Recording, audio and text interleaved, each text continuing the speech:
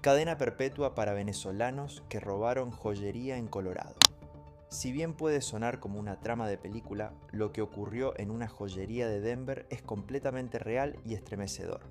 4 jóvenes venezolanos, presuntamente vinculados al peligroso grupo criminal Tren de Aragua, han sido acusados de un brutal asalto que dejó una huella imborrable de violencia y terror.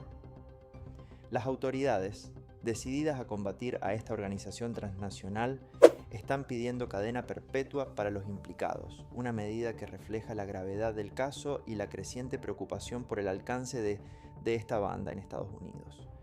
Pero, ¿qué sucedió realmente? En este video exploraremos todos los detalles del impactante robo, desde la planeación meticulosa hasta la respuesta de las autoridades.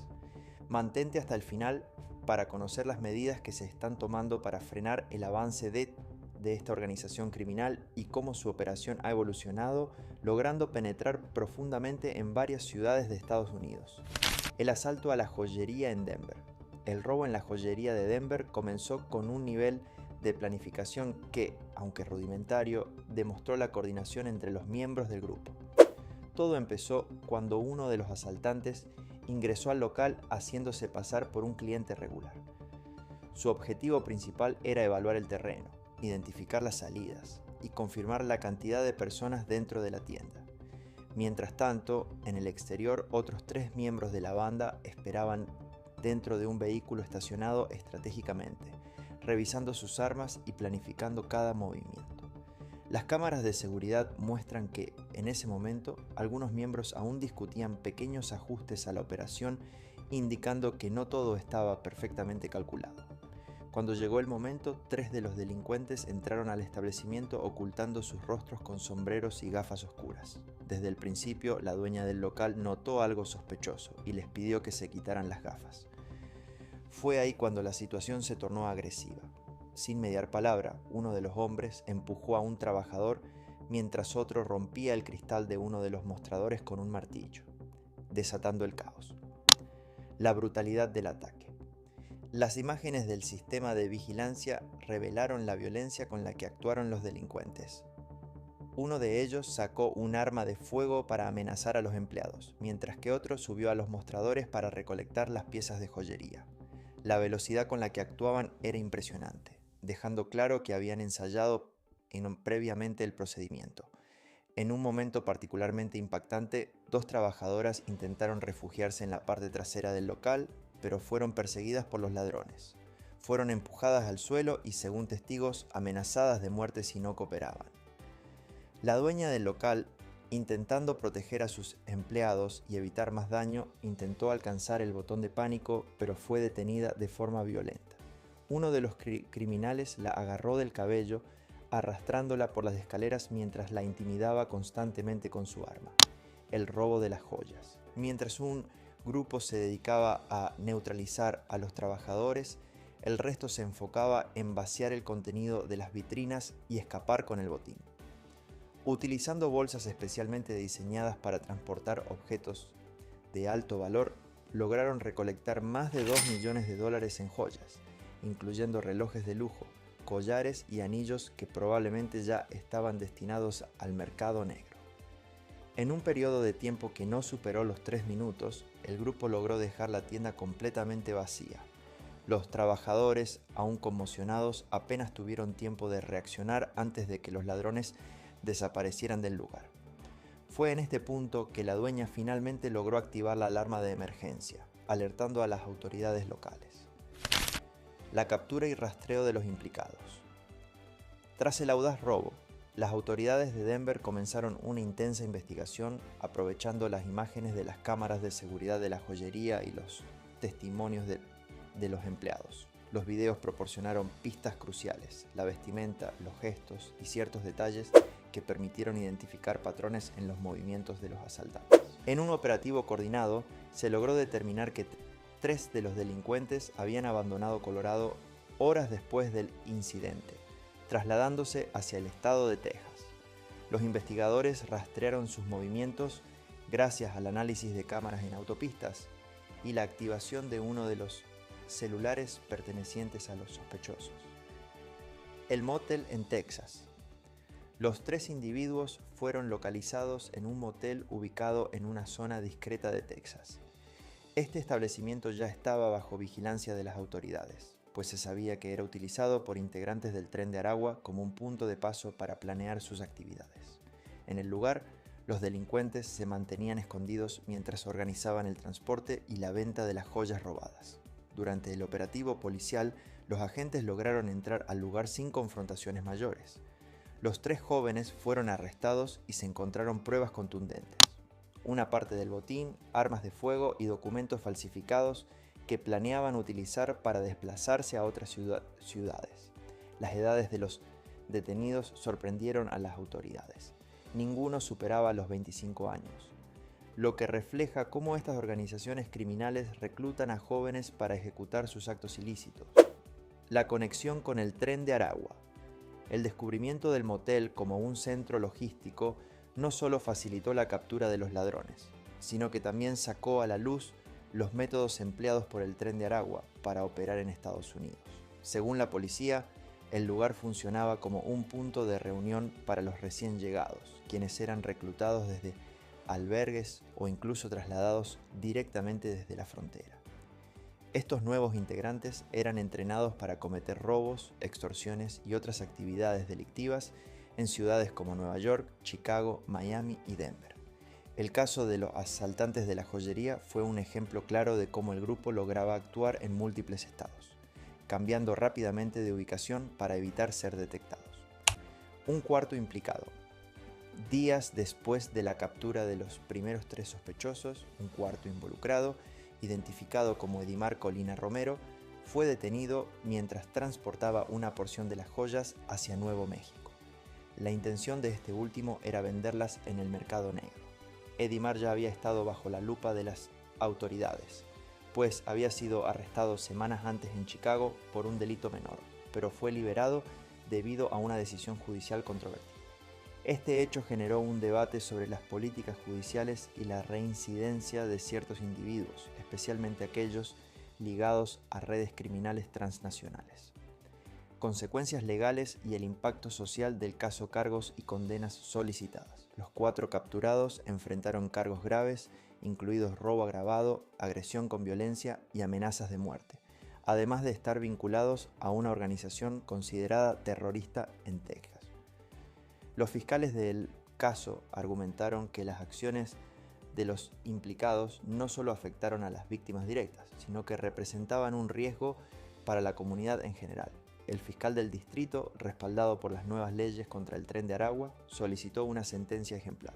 La acusación busca un mínimo de 7 años de prisión para los más jóvenes, pero la pena podría extenderse hasta cadena perpetua en el caso de Edimar Colina Romero, dada su reincidencia y el agravante de transportar bienes robados.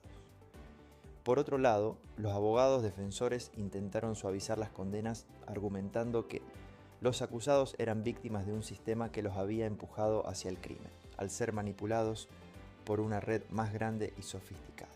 Sin embargo, las pruebas contundentes, incluyendo grabaciones, huellas digitales y los objetos recuperados, complicaron la defensa. Impacto en la comunidad de Denver. El caso generó una oleada de reacciones en la ciudad de Denver.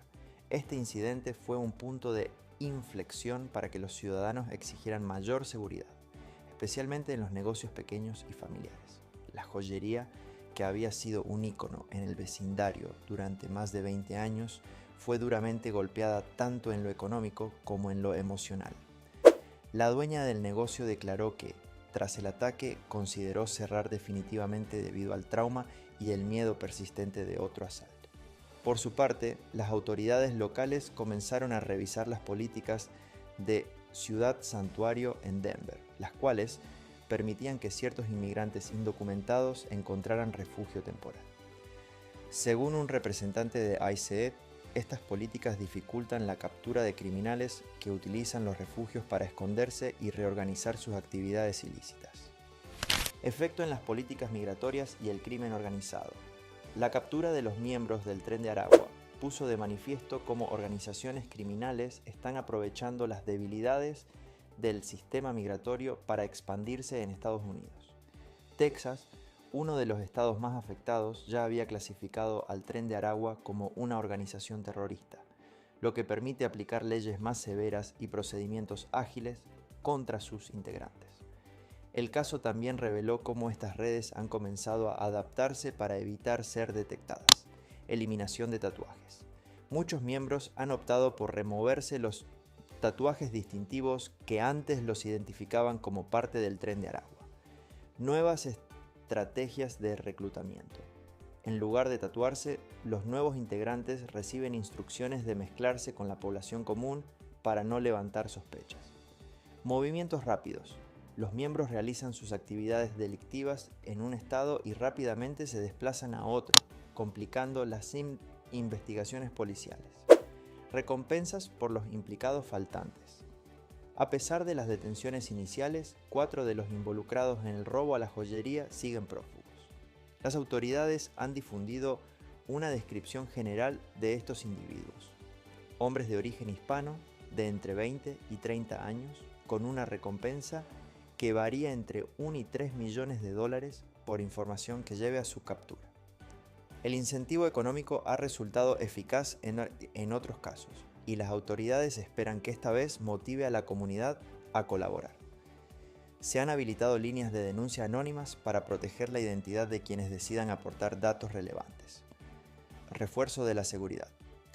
Este caso ha llevado a la implementación de nuevas estrategias de seguridad en joyerías y otros negocios vulnerables, botones de pánico, ahora más accesibles y discretos, para que los empleados puedan activarlos sin ser detectados.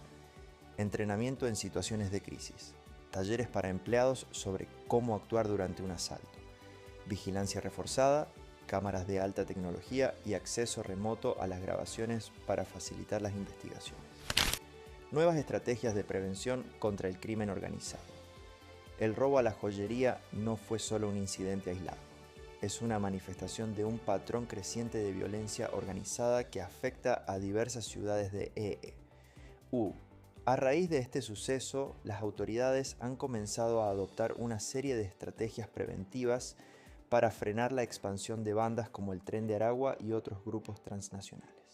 Algunas de las principales medidas incluyen fortalecimiento de la inteligencia policial.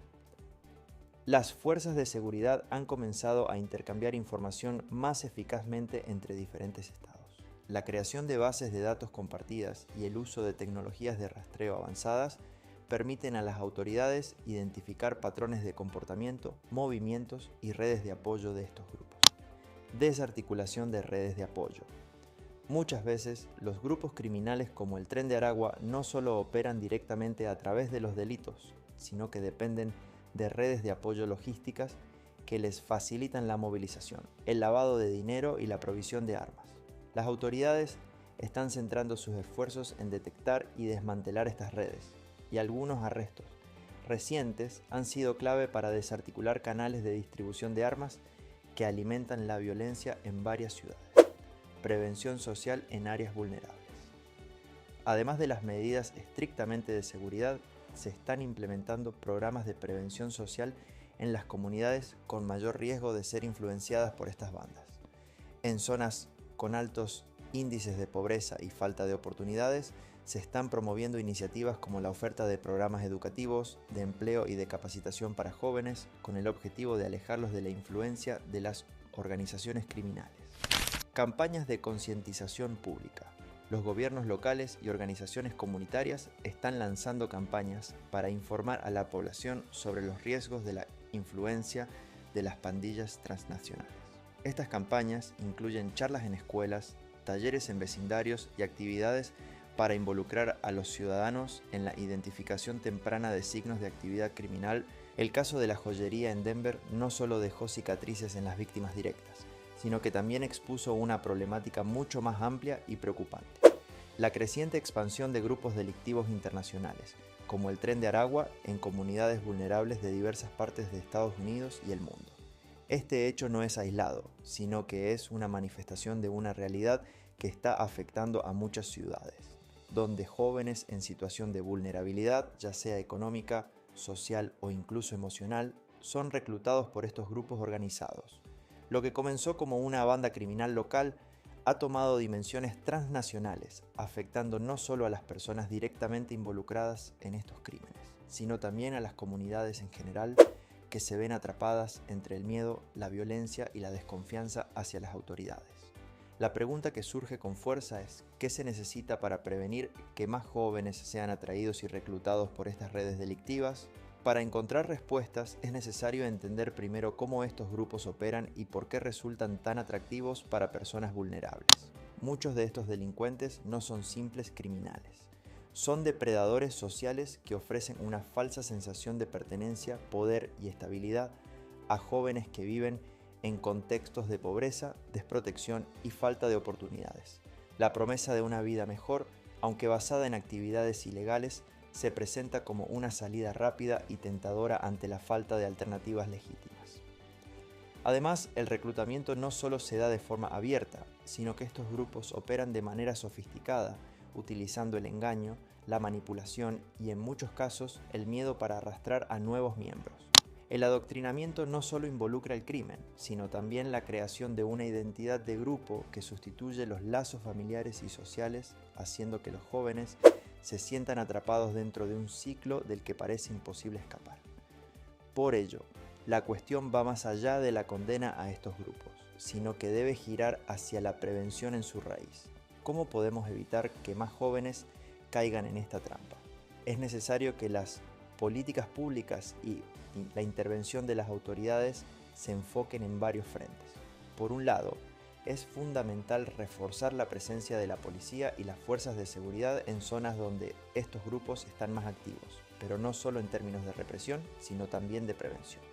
Esto incluye la creación de programas de apoyo a jóvenes en riesgo, promoviendo la educación, el acceso a oportunidades de empleo y ofreciendo alternativas a aquellos que ya han sido tentados por estas bandas. Por otro lado, se deben generar campañas de concienciación que informen a las comunidades sobre los peligros de estas organizaciones, las señales de advertencia y las formas de resistir a la presión para unirse a ellas.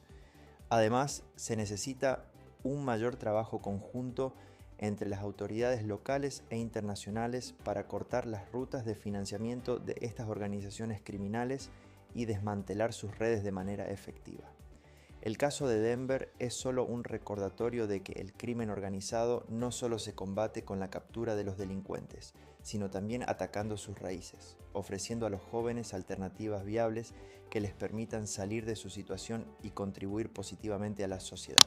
Solo con un enfoque integral que combine la prevención, la educación y la intervención se podrá erradicar este flagelo y evitar que más vidas sean destruidas por la violencia de estos grupos. Además de los esfuerzos en la prevención y la intervención temprana, es crucial que la sociedad en su conjunto se involucre en la lucha contra el reclutamiento de jóvenes por parte de organizaciones criminales. Las comunidades deben unirse para brindar apoyo a los más vulnerables, ofreciendo espacios de inclusión, oportunidades laborales y sobre todo, un entorno en el que los jóvenes puedan sentirse valorados y escuchados. Solo a través de un enfoque colectivo y multidisciplinario, donde las familias, las autoridades y las organizaciones sociales trabajen juntas, podremos realmente romper el ciclo de violencia y darle a las futuras generaciones una oportunidad de crecer lejos del crimen. Si te ha gustado este análisis y quieres estar al tanto de más noticias y temas relacionados, no olvides darle like a este video, suscribirte al canal y activar la campanita para recibir notificaciones de nuestros próximos contenidos. Déjame tu opinión en los comentarios, me encantaría saber qué piensas sobre este caso. Si este tema les interesó, pueden darse una vuelta por el canal y echarle un ojo a otros videos, donde exploramos la migración y su impacto en la relación entre México y Estados Unidos. Hemos hablado de temas clave como las políticas implementadas durante la administración de Donald Trump, los operativos fronterizos más recientes, los cambios en las leyes migratorias y cómo los acuerdos bilaterales entre ambos países buscan manejar esta crisis. También analizamos las estrategias de los cárteles para aprovechar el tráfico de migrantes y el papel que juega Estados Unidos en intentar frenarlo. Todo está conectado y aquí nos encanta profundizar en estos temas para entender cómo afectan a nuestra región y sobre todo a las personas que están en el centro de esta problemática. La cuestión va más allá de la condena a estos grupos. sino que debe girar hacia la prevención en su raíz. Por un lado, es fundamental reforzar la presencia de la policía y las fuerzas de seguridad en zonas donde estos grupos están más activos.